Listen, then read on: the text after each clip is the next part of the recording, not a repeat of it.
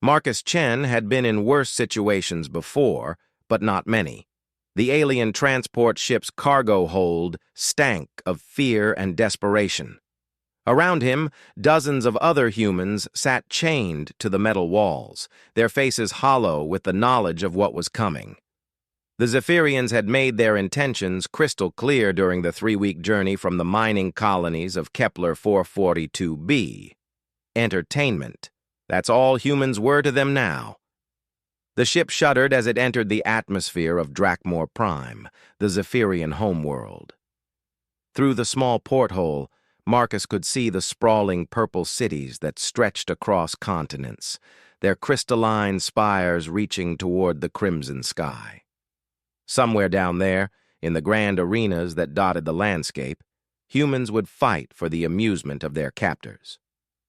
"First time in the pits?" asked the woman chained beside him. Her name was Elena, a former mining engineer who'd been captured during the same raid that took Marcus. She had kind eyes, but they held the weight of someone who'd already accepted their fate. Marcus nodded, testing the strength of his restraints for the 100th time. "You?" "Third."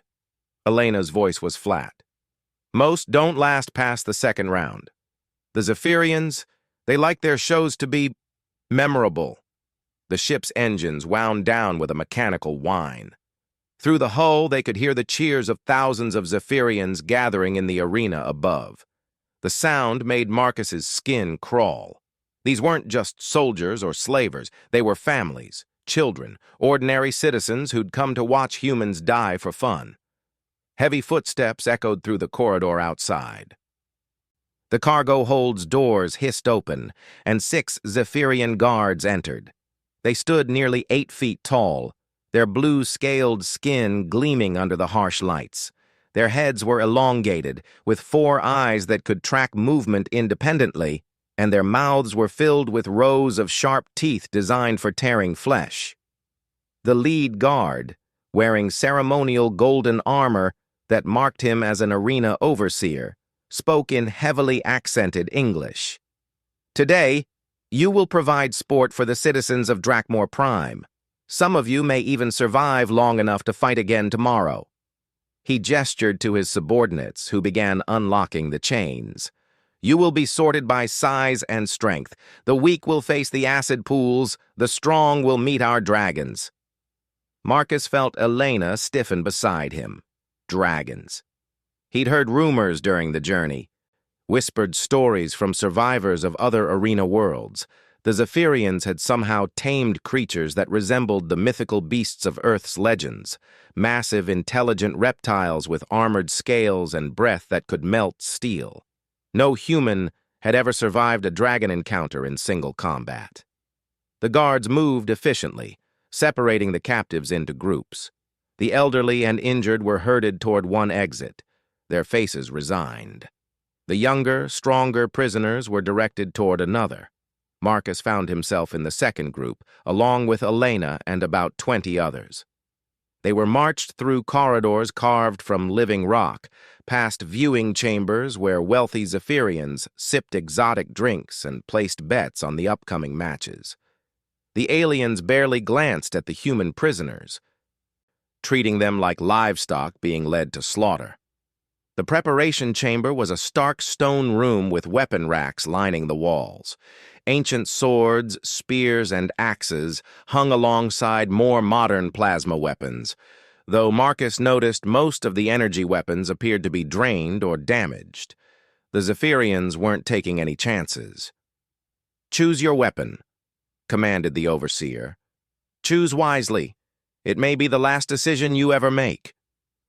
Marcus approached the weapon racks slowly, his mind racing. He'd served in the Colonial Marines before becoming a mining supervisor, but that was 15 years ago. His combat training focused on human opponents using human weapons. Fighting a dragon with medieval arms was suicide. Still, he selected a sturdy warhammer, its head forged from some kind of alien metal that felt surprisingly light in his hands. The grip was designed for Zephyrian anatomy, but he could adapt. Beside him, Elena picked up a long spear, testing its balance. "Smart choice," she murmured. "Keep your distance if you can." The overseer led them to a series of holding cells that overlooked the main arena. Through the energy barriers, Marcus could see the massive circular pit stretching nearly 200 meters across. The floor was covered in sand that had been stained dark brown with blood from countless previous battles. Scattered around the arena were the bones of various creatures, some human, others belonging to species he didn't recognize. The crowd's roar was deafening. Thousands of Zephyrians filled the tiered seats, their scaled faces twisted with anticipation. In the royal box, a particularly large Zephyrian, wearing an elaborate crown of precious metals, watched with 4 eyes that glittered like diamonds. "Emperor Vexthak," the overseer explained, noticing Marcus's gaze. "He who conquered 17 star systems in the name of Zephyrian glory. Today, he seeks amusement." The first match began immediately. 3 humans armed with swords faced off against a pack of 6-legged predators that moved like oversized wolves. The creatures were fast, their claws capable of rending metal, but the humans fought with desperate courage. 2 of them died in the first minutes, torn apart by razor-sharp fangs.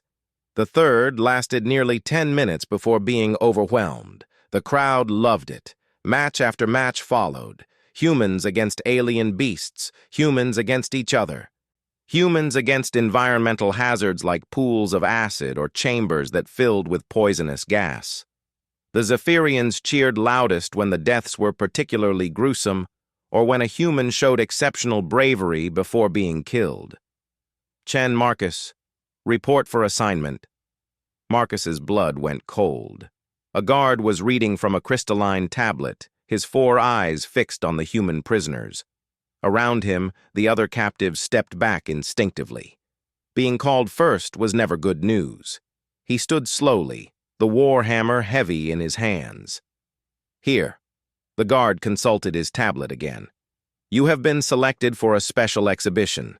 The dragons have not fed today, and Emperor Vexthak wishes to see how long a human warrior can entertain them before being consumed." Elena grabbed his arm. "Marcus, no. Ask for a different opponent. Anything but the dragons." He gently removed her hand. "I don't think they're taking requests." The walk to the arena floor felt like a funeral march. The energy barrier dissolved as he approached, and the sound of the crowd washed over him like a physical force. The sand was hot under his feet, and the smell of blood and death filled his nostrils. Emperor Vexthak raised one clawed hand, and the crowd fell silent. His voice, amplified by hidden speakers, echoed across the arena. "Citizens of Drakmor Prime, today we present a special entertainment. This human warrior will face not 1, but 3 of our sacred dragons. Let us see if the creatures of Earth possess any measure of the courage their legends claim." 3 massive gates began to rise on the far side of the arena. The ground trembled as something huge moved in the darkness beyond. Marcus gripped his hammer tighter, his heart pounding against his ribs. The first dragon emerged into the sunlight, and Marcus nearly dropped his weapon in shock. It was magnificent, nearly 30 feet long from nose to tail, with scales that shimmered between gold and bronze in the alien sunlight. Its head was serpentine but intelligent, with large amber eyes that held an unmistakably keen intelligence. Powerful wings folded against its sides, and its claws left deep gouges in the stone floor with every step. The second dragon was larger, its scales a deep emerald green shot through with silver. It moved with liquid grace, its neck swaying hypnotically as it studied the arena. When it opened its mouth slightly, Marcus could see rows of teeth like sword blades. The third was the largest of all, its scales so dark they were almost black. Ancient scars crisscrossed its hide, and its eyes were the color of molten steel. This was clearly the Alpha, the leader of the pack. When it entered the arena, the other 2 dragons automatically deferred to its presence. The crowd erupted in cheers as the three beasts spread out, forming a triangle with Marcus at the center. He was trapped, surrounded by creatures that could incinerate him with a breath or tear him in half with their claws. His military training told him to look for escape routes, but there were none. The arena walls were too high to climb, and the dragons were too fast to outrun. The bronze dragon made the first move, stepping forward with its head low to the ground. Its amber eyes never left Marcus as it approached. He raised his hammer defensively, knowing the gesture was futile but unable to simply give up. Then something impossible happened. The dragon stopped just 10 feet away and lowered its great head until it was almost touching the sand. Its eyes closed, and a low rumbling sound came from deep in its chest. Not a growl of aggression, but something else entirely. A sound of recognition? The green dragon moved next, approaching from Marcus's left side. It too lowered its head, and the same rumbling sound filled the air. The crowd's cheers faltered, replaced by confused murmurs. This wasn't how dragon exhibitions were supposed to go. The massive black dragon, the Alpha, moved last. Each step was deliberate, measured. When it reached Marcus, it stopped and stared down at him with those molten steel eyes. For a long moment, neither moved. Then, slowly, the great beast lowered its head until it was mere inches from Marcus's face. Its breath was surprisingly warm, smelling of sulfur and something else, something that reminded him of home, of Earth. The dragon's eyes studied his face intently, as if searching for something. Then, in a movement that made the entire crowd gasp, the black dragon lowered its head completely to the ground in what could only be described as a bow. Marcus stood frozen, his hammer hanging forgotten at his side. The three dragons had arranged themselves around him in a protective circle, their heads bowed in obvious deference. The crowd's confusion had turned to shocked silence. In the royal box, Emperor Vexithak leaned forward, his 4 eyes wide with disbelief. This had never happened before. Dragons bowed to no one except their Zephyrian masters. And even then, only after years of brutal conditioning.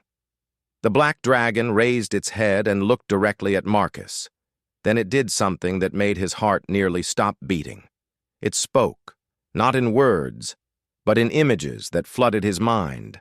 Visions of Earth, as it had been millions of years ago, when dragons soared through pristine skies above continents that no longer existed. He saw the Great Migration, when the dragons left Earth ahead of the asteroid that would end the age of dinosaurs. He saw their arrival on distant worlds, their slow evolution into something greater than mere beasts. And he saw the truth that the Zephyrians had hidden from their own people. Dragons weren't native to Drakmor Prime. They were refugees from Earth, the last remnants of a species that had once called his homeworld their own. They recognized him not as prey, but as a descendant of the world they still remembered in their genetic memory. The bronze dragon stepped closer and gently nuzzled Marcus's shoulder with its massive head. The gesture was unmistakably affectionate, like a dog greeting a beloved master after a long absence. The green dragon moved to his other side, creating a wall of scale and muscle between him and the arena walls. Emperor Vexithak was on his feet now, his ceremonial robes billowing around him. His voice cracked with rage as he shouted orders at the arena staff. "Release the battle stimulants, force them to fight. This is not entertainment." But the dragons ignored the chemical sprays that began misting down from hidden nozzles in the arena ceiling. They had found something more precious than food or territorial dominance. They had found a connection to the world they had never truly forgotten. Marcus reached out tentatively and touched the black dragon's snout. The scales were warm and surprisingly smooth, like polished metal. The dragon's eyes closed in obvious pleasure, and the rumbling sound grew louder. The other 2 dragons pressed closer, creating a cocoon of safety around the lone human. The crowd was in chaos now. Some Zephyrians were demanding their money back, while others were taking pictures with their communication devices. The arena guards were shouting conflicting orders, unsure how to handle a situation that had no precedent in their entertainment history. In the preparation chambers, Elena and the other human prisoners watched through the energy barriers with growing amazement. Whatever was happening down there, it wasn't what anyone had expected. The dragons, the most feared creatures in the Zephyrian Empire, were protecting a human. Marcus looked up at the royal box where Emperor Vexithax stood with his 4 eyes blazing with fury. The alien ruler's carefully planned entertainment had become something else entirely, a demonstration that even the most powerful creatures in his empire remembered their true origins. The black dragon followed his gaze and slowly turned to face the royal box. Its eyes fixed on the emperor, and for the first time since the dragons had been captured and enslaved, one of them looked at a Zephyrian with something other than trained submission. It looked at him with challenge. The great beast spread its wings wide, casting a shadow across half the arena floor.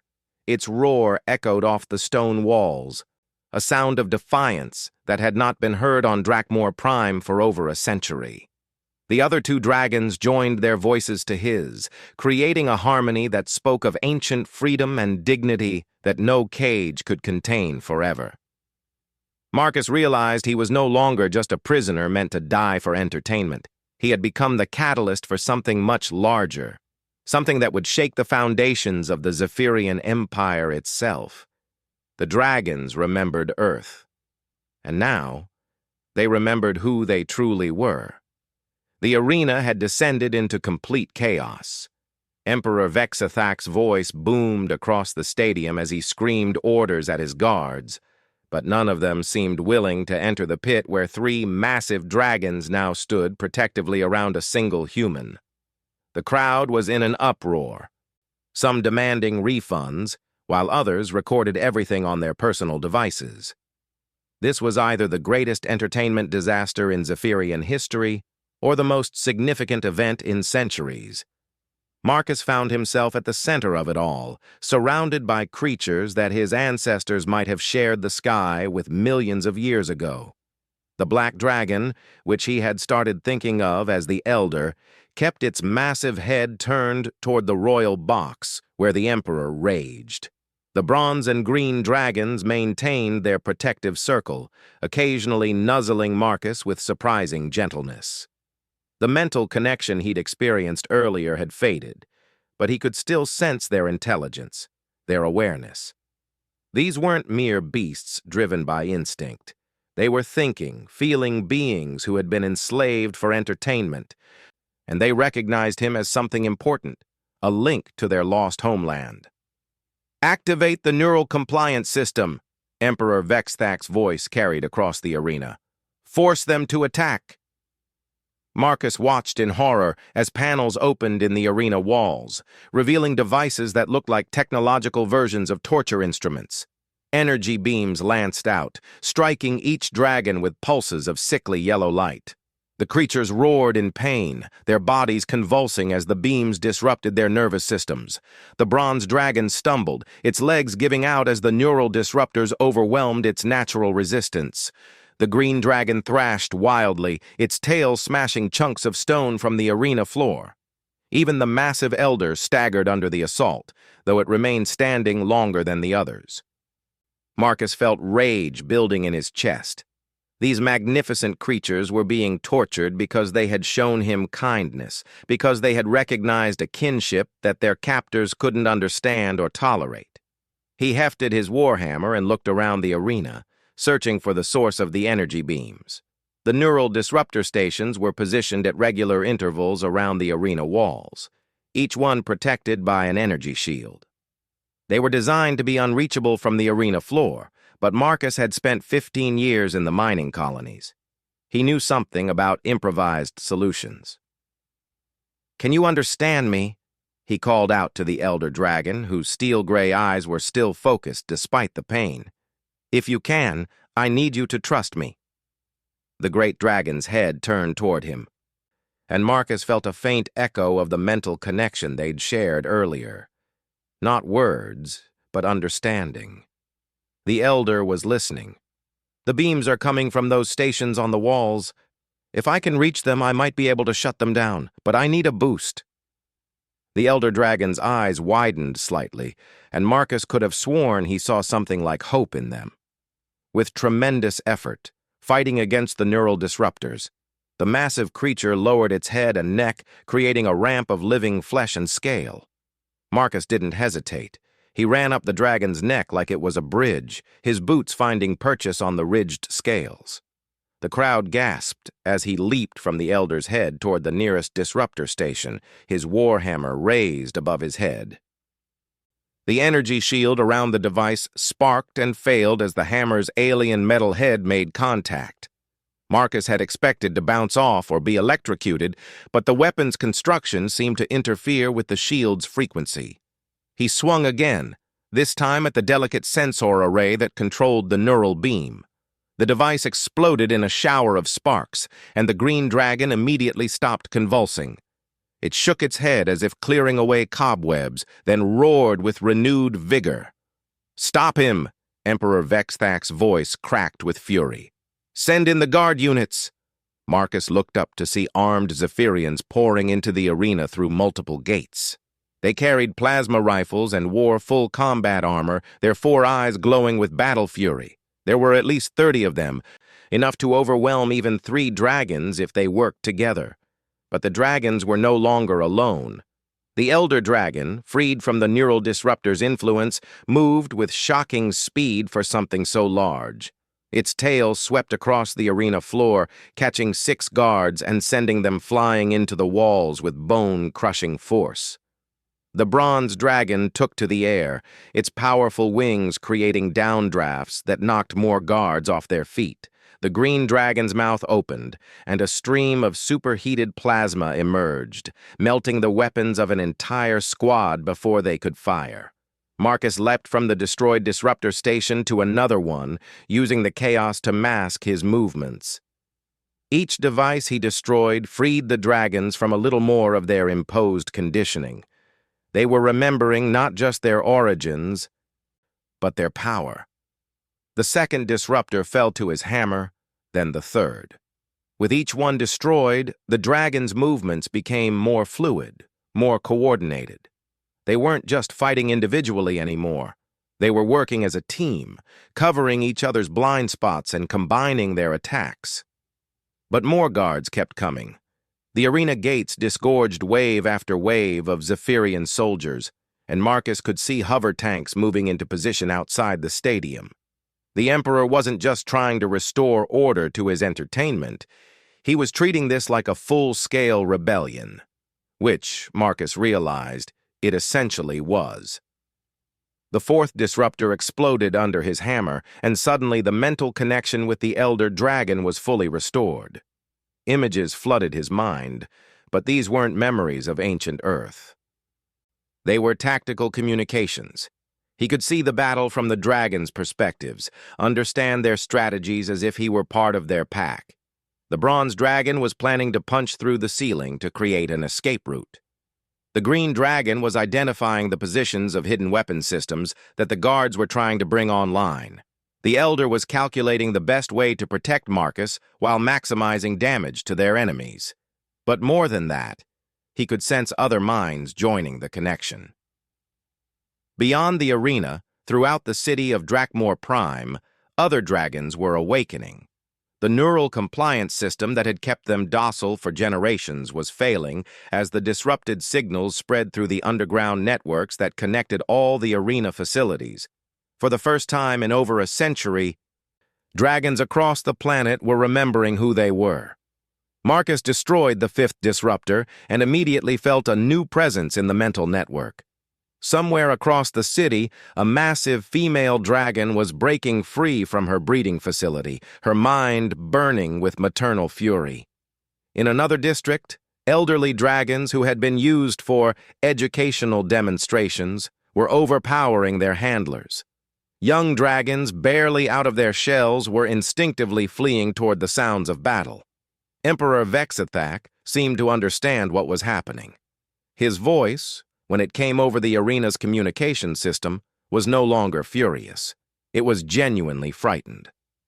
"Seal all Dragon facilities immediately. Activate emergency containment protocols. This is not a drill." But it was too late for containment. Marcus destroyed the sixth disruptor and felt the mental network expand again. Dragons throughout the star system were awakening, their natural telepathic abilities restored as the technological shackles fell away. On mining worlds, in military installations, in private collections owned by wealthy Zephyrians, everywhere dragons had been enslaved, they were suddenly remembering their true nature.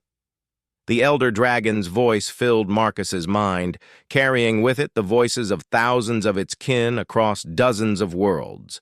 The message was simple but profound. They were ready to go home. "You want to return to Earth?" Marcus asked, even as he swung his hammer at the seventh disruptor. The response came not just from the elder, but from the entire network of awakened dragons.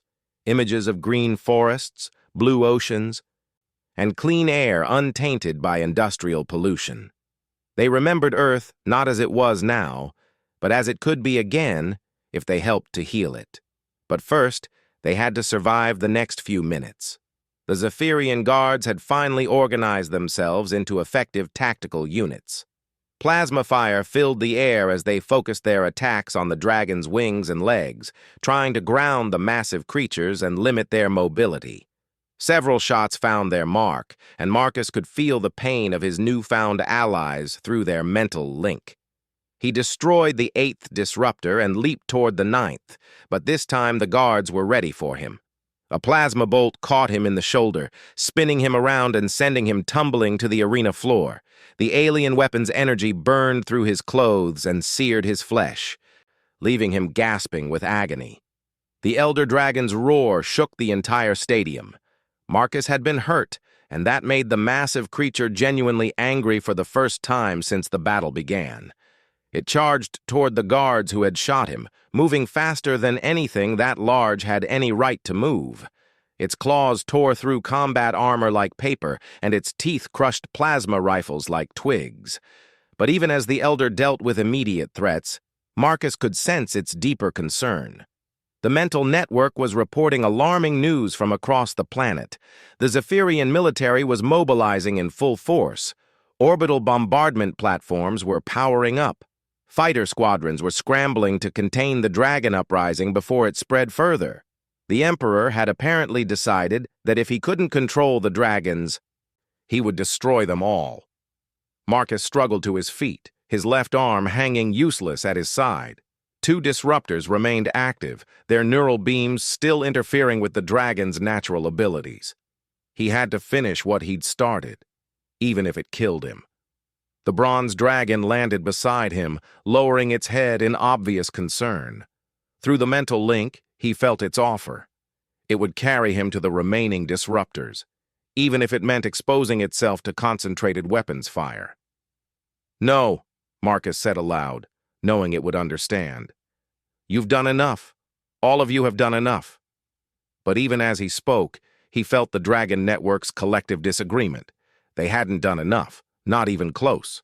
For over a century, they had been slaves, forced to fight and die for the entertainment of their captors. How many of their kin had perished in arenas like this one? How many eggs had been destroyed to prevent new generations from remembering their heritage?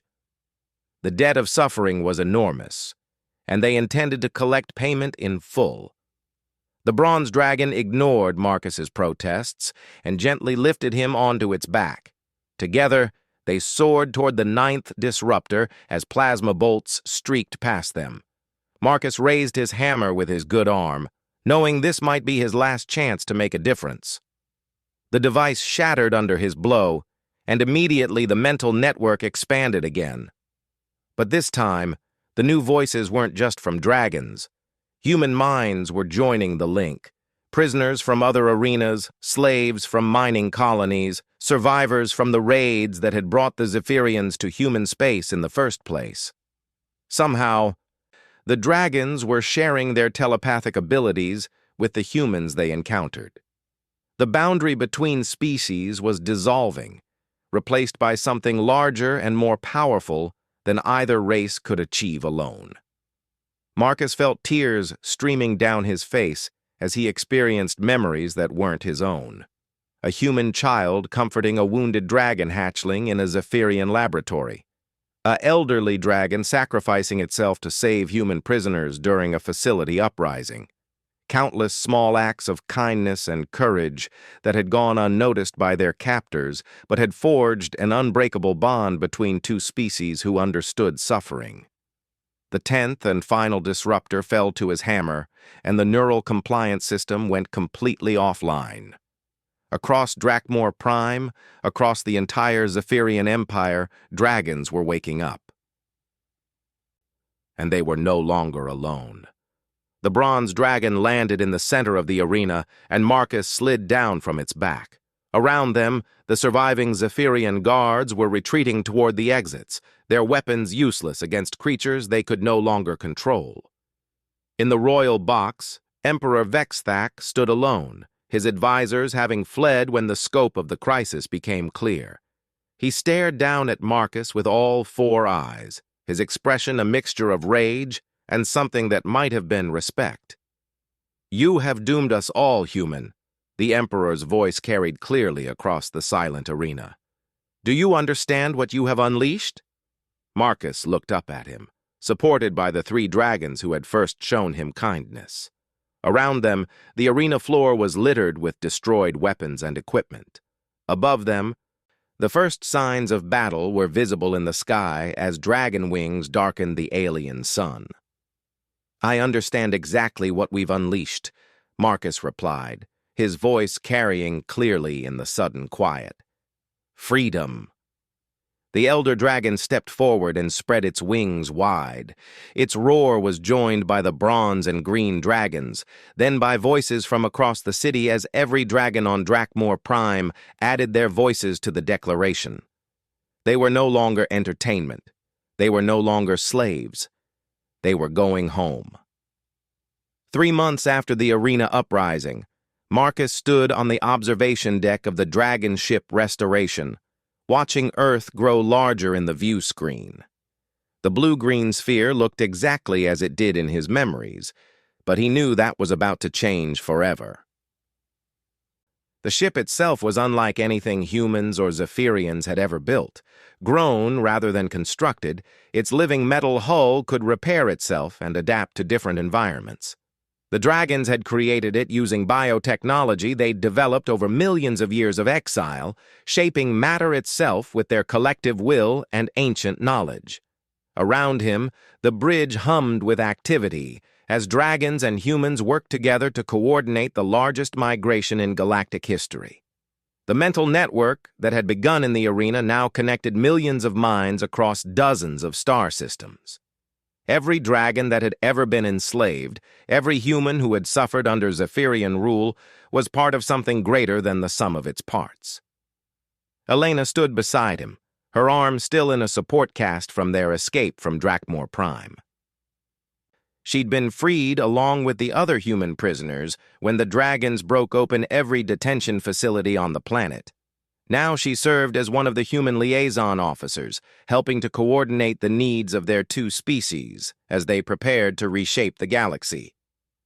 The Zephyrian pursuit fleet fell back to the outer system markers, she reported, checking her communication tablet. "They're maintaining distance, but they're definitely following us." Marcus nodded, unsurprised.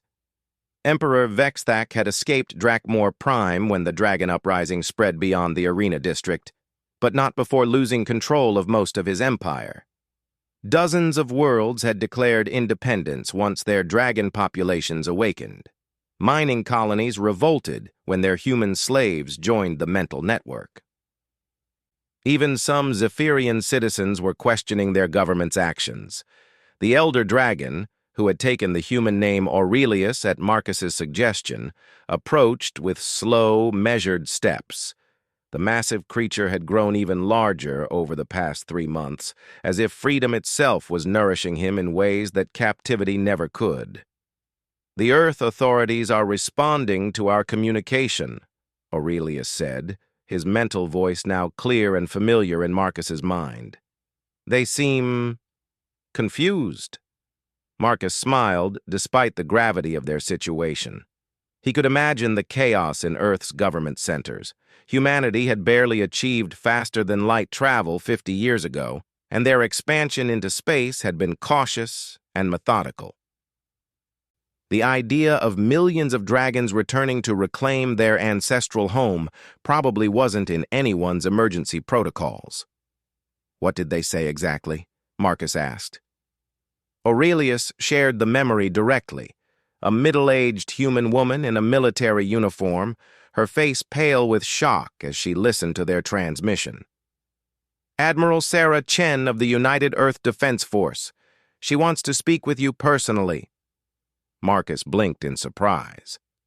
Chen was his family name, too, though he'd never made admiral rank in his brief military career. It was possible they were related, though the name was common enough that it could be coincidence. Establish a direct communication link, he said. Let's see what Earth has to say about this. The view screen shimmered and changed to show a woman who did indeed look like she could be Marcus's relative. Her dark hair was streaked with gray, and her brown eyes held the sharp intelligence of someone accustomed to making life-and-death decisions. Behind her, Marcus could see the bridge of what appeared to be one of Earth's newest battleships. "This is Admiral Chen speaking for the United Earth Defense Force," she said formally. "We've received your transmission regarding dragons. I have to say, this isn't exactly what we expected when our sensors detected your approach." Marcus stepped forward into the communication pickup's range. "Admiral, my name is Marcus Chen. I'm a former colonial marine and mining supervisor who was captured by the Zephyrians 3 months ago. What you're seeing isn't an invasion, it's a homecoming." The Admiral's eyes widened as she recognized the family resemblance. "Marcus? Marcus Chen from Kepler 442b? We received reports that you were killed in the Zephyrian raid." "Not killed, but not exactly safe either. It's a long story, Admiral, but the short version is that these dragons are originally from Earth. They left millions of years ago, and they want to come home." Over the next hour, Marcus explained everything that had happened since the arena. The mental network, the uprising, the discovery that dragons and humans shared a common planetary heritage. He showed her recordings of the battles, testimonies from freed human slaves, and most importantly, direct mental contact with Aurelius himself.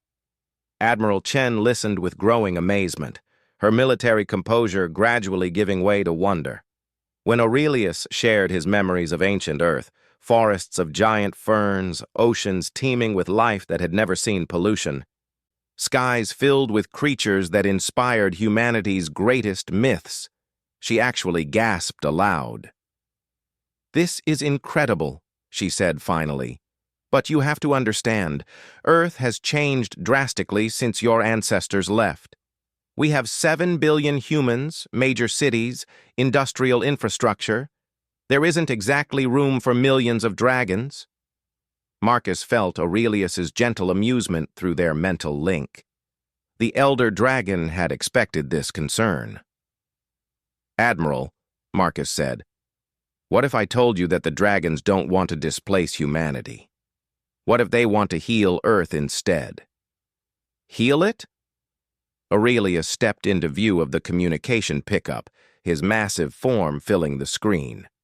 When he spoke, his mental voice was somehow transmitted through the ship's communication systems, allowing Admiral Chen to hear him directly. "Admiral Chen, your planet is dying. We can sense its pain even from this distance. The oceans are poisoned, the air is thick with toxins, and the climate itself is unstable. Your people are suffering from diseases and environmental damage that could be easily prevented." The Admiral's face had gone very pale. Earth's environmental problems were classified information, not typically shared with colonial administrators or foreign governments. "We spent millions of years learning to work with living systems rather than against them," Aurelius continued. Our biotechnology can clean your oceans, purify your atmosphere, and restore the ecological balance that your people have disrupted. In exchange, we ask only for the right to live on the world that gave us birth. And the Zephyrians? Admiral Chen asked quietly.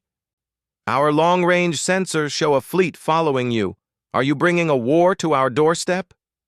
Marcus felt the collective thoughts of the Dragon Network as they considered this question. The Zephyrians had pursued them across half the galaxy, determined to recapture their escaped slaves. But Emperor Vexthak was fighting a losing battle. His empire was crumbling as more worlds revolted, and his resources were stretched beyond their limits. The Zephyrians are yesterday's problem, Marcus said confidently. They're following us because they can't accept that they've lost control. But they're not stupid enough to attack Earth directly, especially not with all of us here to defend it.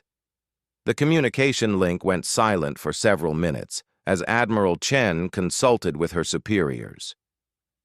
Marcus could imagine the heated discussions taking place in Earth's capital cities as political and military leaders tried to process information that challenged everything they thought they knew about their planet's history.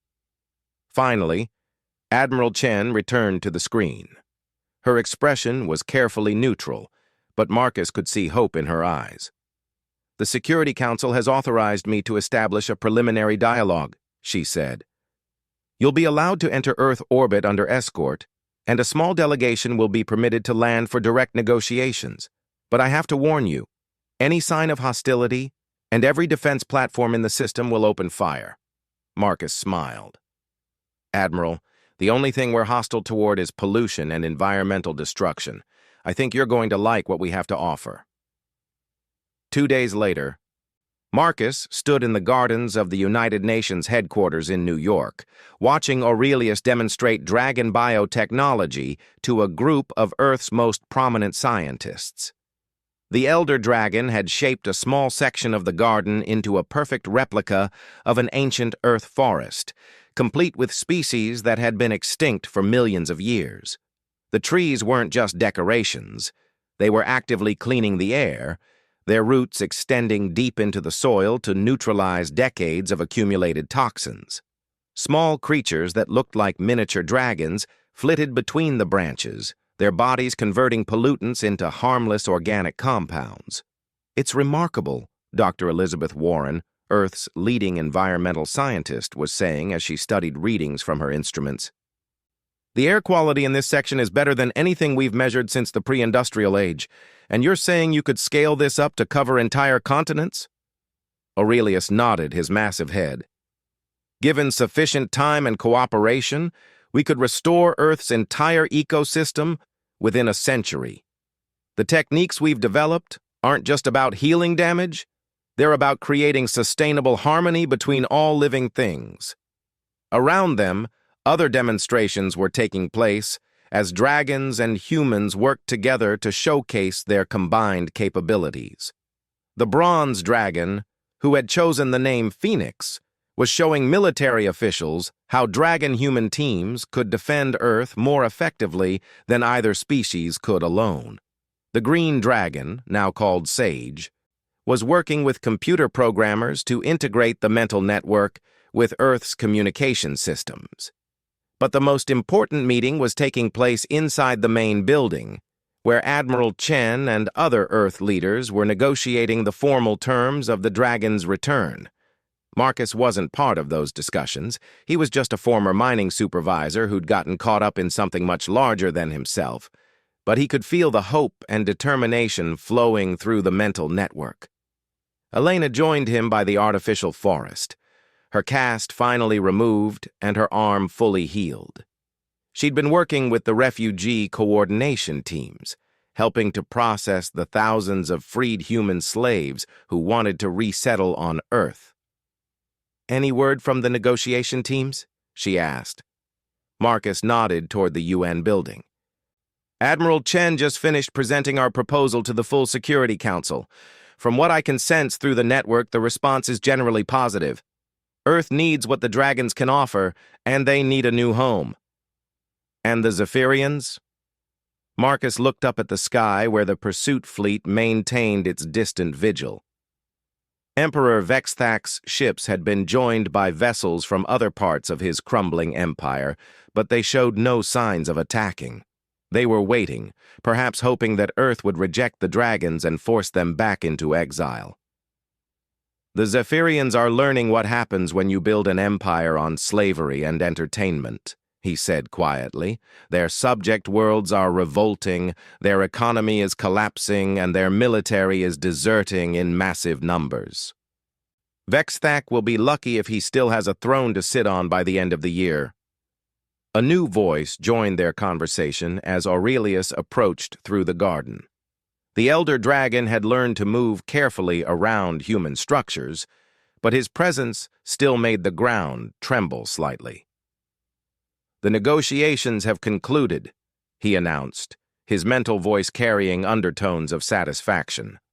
"Earth has agreed to accept our return, with conditions that we find entirely reasonable." Elena looked excited. "What kind of conditions?" "We will begin with carefully managed restoration projects in areas that have been damaged beyond human ability to repair," Aurelius explained. "The Australian outback, portions of the Sahara Desert, regions affected by industrial accidents. As we prove our methods and build trust, the program will expand." Marcus felt the collective joy of the Dragon Network as the news spread to every ship in their fleet. After millions of years of exile, they were finally coming home. "There's more," Aurelius continued. "Earth has agreed to offer citizenship to any human refugees who wish to stay, and they're establishing formal diplomatic relations with the Free Worlds Coalition that has formed from the former Zephyrian territories." "And the Zephyrians themselves?" Marcus asked. Aurelius's eyes glittered with something that might have been amusement. "Emperor Vexthak has requested asylum." Marcus blinked in surprise. "Asylum? Here?" "His empire is collapsing faster than anyone anticipated. The dragons weren't his only slaves, and now that word has spread about successful revolts. Every oppressed species in Zephyrian space is rising up. Vexthak's own people are turning against him." Elena shook her head in amazement. "So the great conqueror is asking his former enemies for protection?" "Earth is still considering the request," Aurelius said diplomatically, "but I suspect they will agree. Your people seem to understand that mercy can be more powerful than revenge." Marcus looked around the transformed garden, then up at the sky where the first dragon ships were beginning their descent toward Earth's surface. In the distance, he could see news crews covering the historic landing and crowds of humans gathering to witness the return of Earth's most legendary creatures. It wasn't the ending he'd expected when he was thrown into the arena 3 months ago. He'd thought he was going to die for the entertainment of aliens who saw him as little more than livestock. Instead, he'd become part of something that would reshape the galaxy. "What happens now?" Elena asked, echoing his thoughts. Marcus felt the answer flow through the mental network, not from any individual mind, but from the collective consciousness of millions of humans and dragons working together toward a common goal. "Now, we build something better," he said simply. "Together." Above them, the first dragon touched down on Earth soil in 65 million years. Its roar echoed across the city, but it wasn't a sound of conquest or dominance. It was a song of homecoming, of healing, and of hope for a future where the children of Earth could finally be reunited. The Zephyrians had thrown a human into the dragon pit for sport, thinking they would witness another brutal death for their amusement. Instead, they had sparked a revolution that would free 2 species and restore a world. Marcus Chen smiled as Phoenix landed nearby, her bronze scales gleaming in Earth's yellow sunlight. Through their mental link, he could feel her joy at finally breathing the air of her ancestral home. Soon, millions of her kin would join her, and together they would heal the damage that centuries of industrial civilization had inflicted. The galaxy would never be the same. And that was exactly what both species had been hoping for all along.